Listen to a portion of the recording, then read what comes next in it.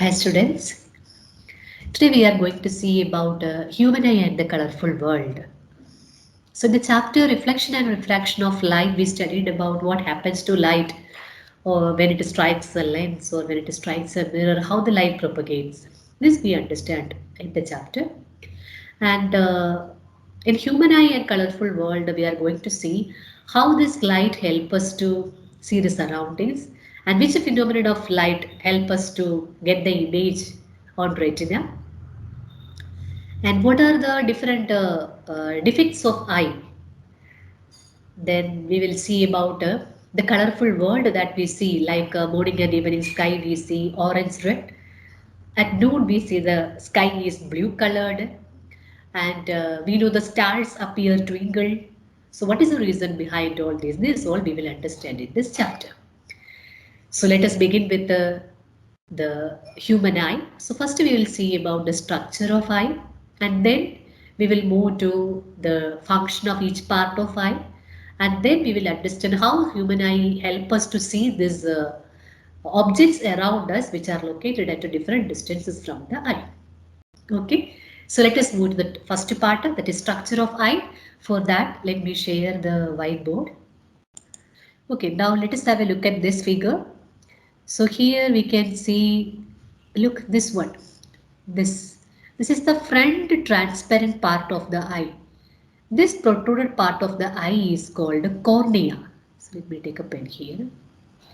This one, this is called cornea. So let me write here. So the first part we see here, cornea. This is the front protruded part of the eye. It's transparent. And the function of each part we will see later. Okay, first let us have a look at the different parts. Then behind the cornea, there it comes a ring-shaped structure. Look here, this one, this one. This ring, this is called iris. So first it is the cornea. Behind it, this one, this ring-shaped membranous structure. This is called iris. So 1 minute. So let me write it here. Iris number 2. Iris.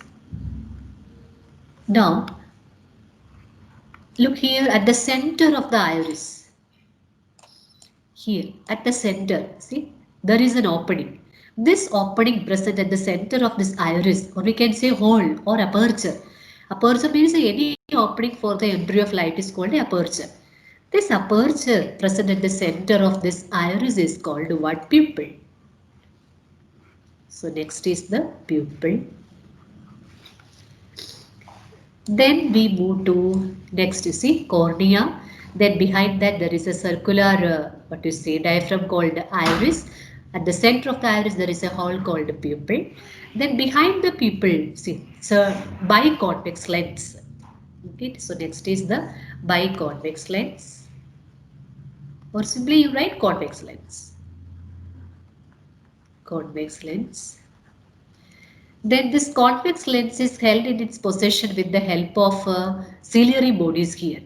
Okay, ciliary bodies, or you can write ciliary muscles. Ciliary muscles in the ciliary bodies help to hold the eye lens in its possession. So let me write here ciliary muscles. Ciliary muscles. Then next, behind the ciliary muscles at the back of this eye, there comes the retina. So we go to the next part, that is sixth one, that's retina.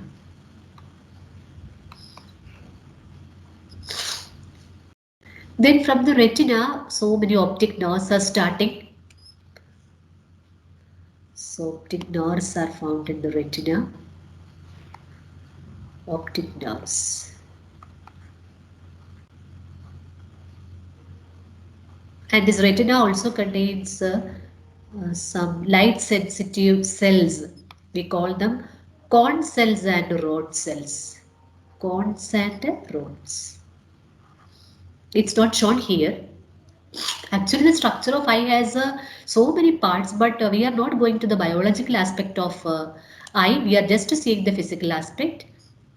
So cornea, then coming to the iris, then pupil, then convex lens, ciliary muscles, Then the retina, optic nerves, and retina also contains cones and rods.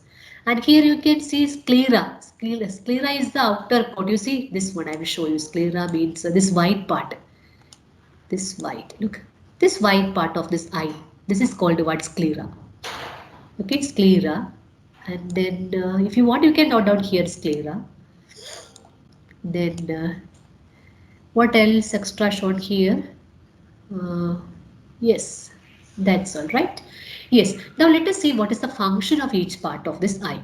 So what is the function of this cornea? This cornea allows the light to enter into the eye after refraction. And this cornea plays a major role for focusing the light rays into the eye. So cornea, it refracts the light and allows the light inside or focus the light inside. Then this light passes through which part? This what you say? This aperture. So this aperture is under the control of this iris. That means the iris adjusts the size of this pupil. So when the eye look at any bright light, so the brain send the message to the iris, now you need to decrease the aperture. Otherwise, a lot of light will, intense light will enter into the eye and it will damage the eye. So the size of this pupil is being adjusted by this, what you say, iris. So when we are in a dark light or dim light, this iris open up the pupil and a lot of light enter that way. And when we are in a bright, when we look at a bright sun, suppose any light source. So what happens? This iris shrinks, it decreases the size of this pupil so that the eye is being protected from the intense light. So it is a function of iris to what you say, control the amount of light that enter into the eye with the help of what? With the help of pupil. So what is the function of cornea? Cornea refracts the light and focus the light inside. It is acting like a window to the world because it is through the cornea light enters into the eye. And then comes the iris. Iris is you know that if you look at different human eyes, there's a iris, eye color differs. It is the color of the iris that decides the color of eye. So we can say iris gives color to the eye, and the main function of iris is to what you say, adjust the size of aperture to control the intensity of light that enter into your eye. And you must have observed many times whenever we enter into a dark room or whenever we come inside into our house from outside a bright light, we see that the surroundings appear dark for a while. What is the reason? Because when we are outside in bright sun, this iris shrinks, so decreases the size of the pupil. So when the size of pupil is decreased, the intensity of light entering into the eye can be controlled. But when we come into a room, see the size of pupil is being already adjusted according to the intensity of light that is available outside in the day sun. So when we come inside, brain senses, yeah, now we are entering into a dark room. So the size of the pupil is to be increased. Then only enough light will enter. So the brain will pass the message to iris to increase the size of pupil. But for that, it takes some time. During that time, okay, that time lag is the reason for appearing the surroundings dark for a while. But after that, what happens? The iris size changes, or you can say the pupil size, aperture size is increased, and more light enters into the eye, and we are able to see the surroundings clearly. So this is the reason. Okay, so now I think you know the what you say, function of iris and pupil. Now comes to the convex lens. Whatever light is being focused inside by this cornea, this light is again conversed by the convex lens, and it makes the image form on the screen behind the eye. And the screen is called what? Retina. Retina is a screen at the back of the eye. Whatever light rays are being focused by this cornea and the eye lens, these light rays are falling on the retina. So this what is the how the eye lens is able to focus this light on retina? This here you see the eye lens is fixed in its place with the help of this ciliary body. The ciliary body contains ciliary muscles. The ciliary muscles it can help this eye lens to change its curvature. Look here, I will show you another figure. Look here you see. Here we can see the object is apple and the eye is trying to observe the apple, right? So here we can see the apple is at a different distance from the eye. Here the apple is near to the eye and here the apple is far from the eye. So here you can see this one, this is like the shutter. Here you see this is the aperture, right? This shutter is the iris dot here and aperture is the pupil. And here you see this ciliary muscles, see shape is changing here. Look. Accordingly, what happened to the curvature of the eyelids? Curvature of the eyelids also changes. So here you have studied the chapter reflection and refraction that if you are given a lens or a mirror, see it is an artificial one, right? And once the lens is or the mirror is manufactured, its curvature is not going to change. So what happens here? Here you see the curvature continuously changes. And you studied in the previous chapter of, I mean, in the chapter of reflection and refraction, whenever the object distance changes, what happened to image distance? The image distance also changes. But here you see where the image is falling in the eye, the image is falling on the retina. So this distance from, so retina is a screen. So distance of the screen from the lens is called what? Image distance. So image distance is fixed here. See, this is not changing. But what keep on changing? The object distance keep on changing. Just when we roll our eyeball, we can see that the image distance, sorry, the object, we look at the different objects and each object is kept at a different distance from the eye. So we can see that u continuously changes. U means what? Object distance. But every time the eyelids has to obtain the image on the retina. So it is possible for the eyelids only if it can change the focal length. If you look at these two figures, you can see for this situation, okay, for this situation, see the eyelids curvature is adjusted in such a way that here is the focus of the eyelids. But for this position of the object, you see the eyelids thickness changed. Accordingly, what happened to focal length of the eyelids? The focal length also changes. So here, in the case of a human eye, what we need to remember, U continuously changes. Focal length of the eyelids also continuously changes, but the image distance is always fixed. Because image distance means the distance of image from the lens. Image is falling on retina. This distance is fixed. So here, what the ciliary muscles are doing? Ciliary muscles are helping the eyelids to change its curvature. See, the curvature has been changed here. In accordance with the what? The object distance. So for what purpose? For getting the image of these all objects on retina. Every time where the image should fall on the retina. Okay, this happens if the eye is normal. If there is no defect for the eye, this happens irrespective of the object positions. Every time what happens, the image is falling on retina. How is it possible for a human eye? It changes the curvature of the lens with the help of the ciliary muscles. This property or this power of the eyelids is called what? Power of accommodation. What is it? Power of accommodation.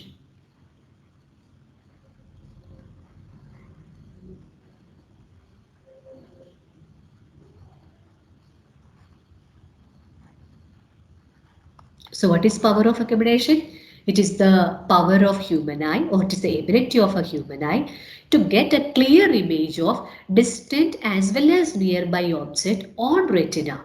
And how is it possible? By changing its focal length. By changing its focal length with the help of ciliary muscles, or you can write by changing its curvature with the help of the ciliary muscles. So every time what happens, the image is falling on retina. So power of accommodation is the ability of a human eye to get a clear image of distant as well as nearby object on retina by changing its focal length with the help of ciliary muscles. If there is any defect, okay, there can be a defect in the cornea or maybe refractive defect in the eyelids. Maybe eyelids not able to change the curvature according to the object positions. Such a cases what happens? Then it leads to defect. Okay, defect of eye we will discuss later. So now we are focusing on what you say, different parts of eye. So we discussed already about convex lens and ciliary muscles functions we discussed. Okay, so the power of accommodation of the eye lens helps the image to fall on retina, and when the image falls on retina, these light sensitive nerves are there, these optic nerves. These optic nerves get activated, And this optic nerves carries this message. This image will be first converted to the what you say electrical signal, and then it is carried to the brain through the optic nerves.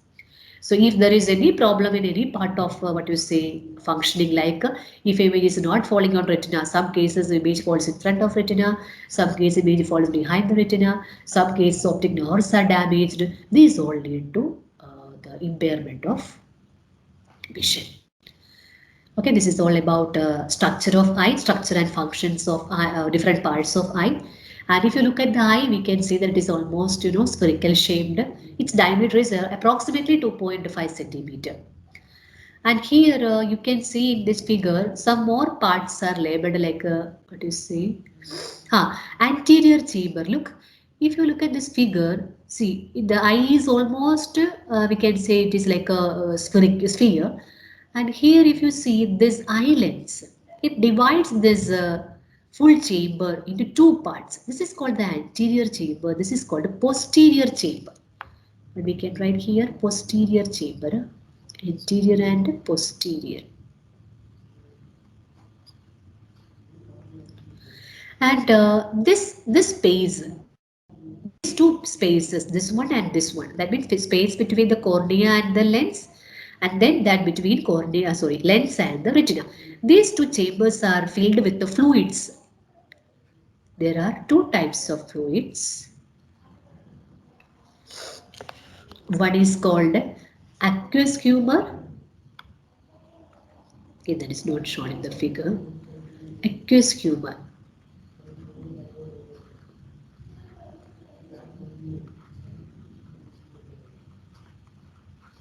And the other one here it comes vitreous humor. Let me number it. Aqueous humor number 1, and I'm writing the vitreous humor number 2.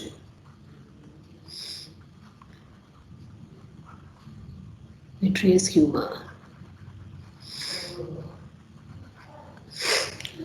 These fluids play a very important role here. Here, if you see the aqueous humor which comes in this chamber, anterior chamber, this aqueous humor actually nourishes this eye. There is no blood vessel for giving the nourishment to the eye lens or the cornea. It is the function of the aqueous humor to nourish them. At the same time, this aqueous humor helps to balance the eye pressure. And this aqueous humor is produced by the ciliary body. Okay, this is producing an aqueous humor. And this space is filled with the other fluid. What is it? Vitreous humor. And what is the function of this vitreous humor? Its function is to, one is to give a proper shape to the eye. One function of this vitreous humor is to give proper shape to the eye, and vitreous humor also helps to balance the eye pressure. And these fluids are responsible for these two fluids are helping the eye to adjust with the varying atmospheric pressure. So pressure, these fluids play a very important role in balancing the eye pressure. Okay, one comes in the aqueous chamber and the other comes in the vitreous, anterior chamber, and the other comes in the posterior chamber. The fluids are called aqueous humor, and here comes the vitreous humor, number 2. Okay, number 2 is of a vitreous humor. Okay, here you see, we know that there are two types of cells in the retina. They are called cone cells and rod cells. So what is the function of this cone cell? Cone cell help us to identify the colors. Identify colors. And what's the function of rod cell? Rod cell help us to see dim light. Dim light. So you must have read this cats. Cat can see at night clearly. What is the reason? Because they have a lot of rod cells in their eye compared to human eye. If we move out at night, okay, if there is no moonlight, we will not be able to see the surroundings because we have a very less number of rod cells. So if rod cells are more, we will be able to see even in dark. And these corn cells, here I told you, this corn cell help us to identify the colors. That means we know seven colors we can see ranging from violet, violet, indigo, blue, green, yellow, orange, red. And these colors, one color can be identified from the other. It is with the help of corn cells only. So if the corn cells are absent in our eye, then we will not be able to identify the colors. That condition is called color blindness. Color blindness.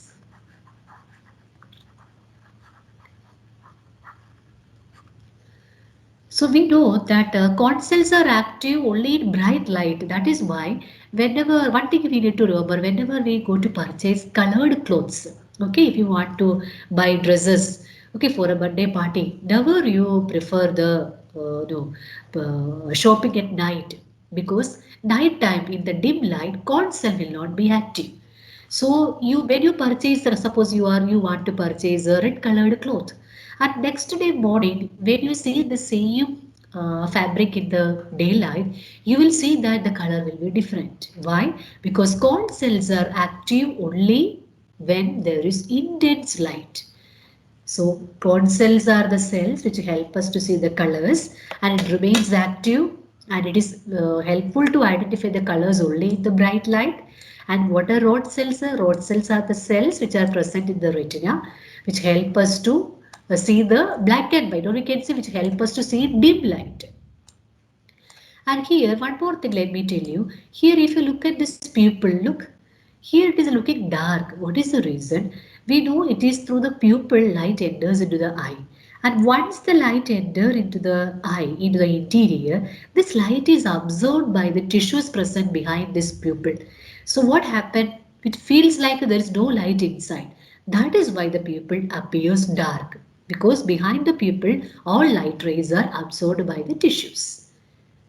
Okay, now I think we have covered almost all the parts of this, what do you say, human eye, which is shown here. And there are many more parts for the human eye, biological aspects you will study late in biology. Okay, here we have seen only the physical aspect. Now next,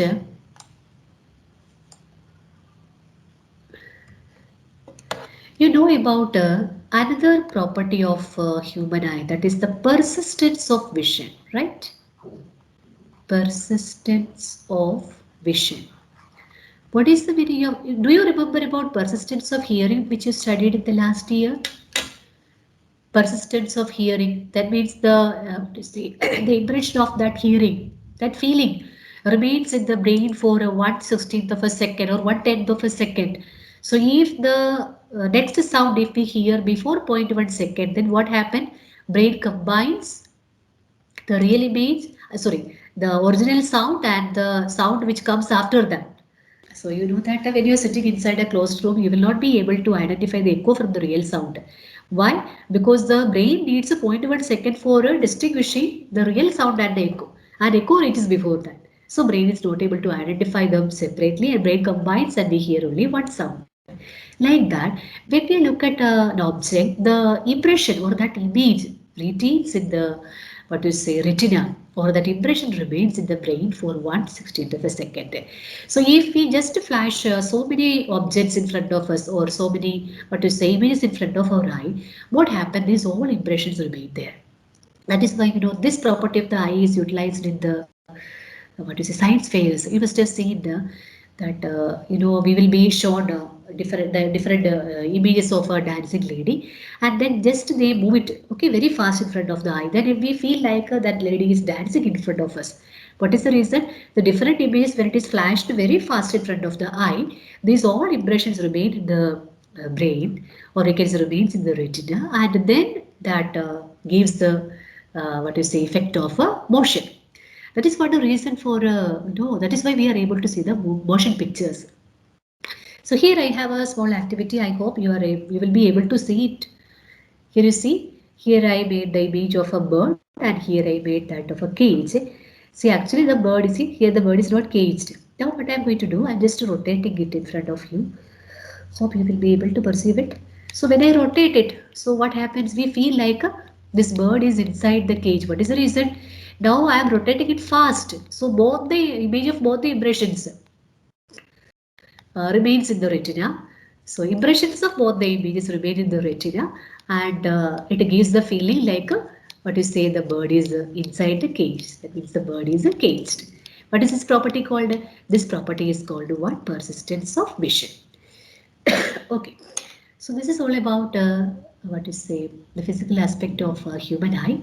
And next what we have to understand, we know that for getting a clear image of a object kept at different distance in front of the eye, for getting the clear image of all those objects on retina, the cornea, then the eyelid, ciliary muscles, they all should work together. If there is any defect in the working of this cornea or the ciliary muscle or the convex lens, or if the optic nerves are not carrying the message, or if the optic nerves are not activated, if there is any damage to the optic nerve, what happened? That lead to the vision impairment, and that comes under what you say, different defects of eye. So next we have to deal about the different refractive defects. So mainly we are going to discuss about myopia, hypermetropia, and presbyopia. Okay.